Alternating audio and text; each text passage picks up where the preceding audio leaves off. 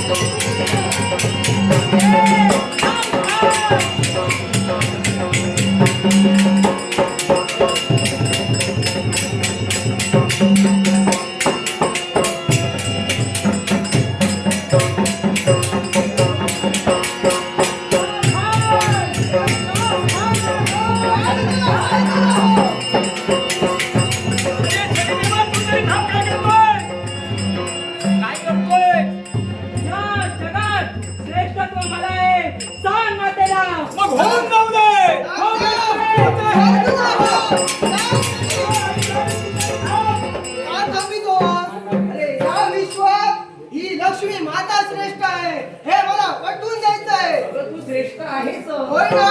मग नाता या शनिदेवाला कळत नाही. अगं ह्या जगाला माहित आहे.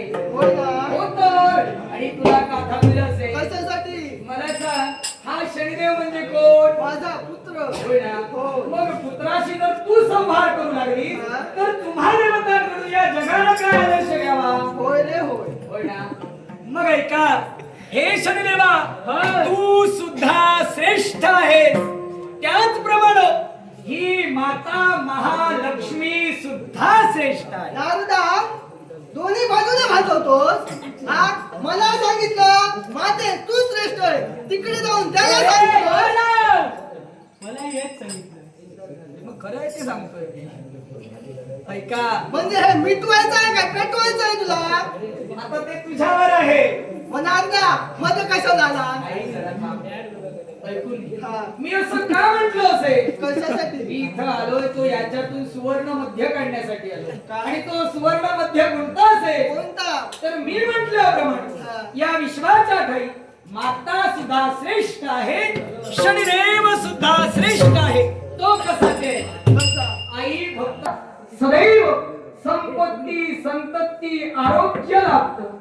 त्याला लक्ष्मी त्याच्या गृहात आणते. अर्थात या विश्वाच्या ठाई ही लक्ष्मी एखाद्याच्या गृहात प्रवेश करताना श्रेष्ठ आहे.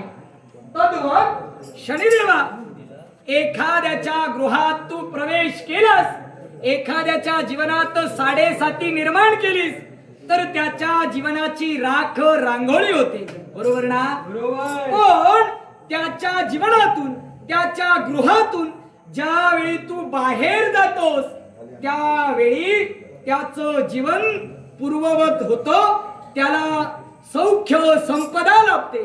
अर्थात ज्यावेळी तू एखाद्याच्या जीवनातून, गृहातून बाहेर जातोस त्यावेळी तू श्रेष्ठ आहेस. गृहात प्रवेश करताना माते तू श्रेष्ठ आहे. म्हणजे नारदा प्रत्येक देवता ज्याच्या त्याच्या जागी श्रेष्ठ आहे. नारदा पण आई, हे दुःखी स्वर तुझ्या भक्तांचं काय? संविधान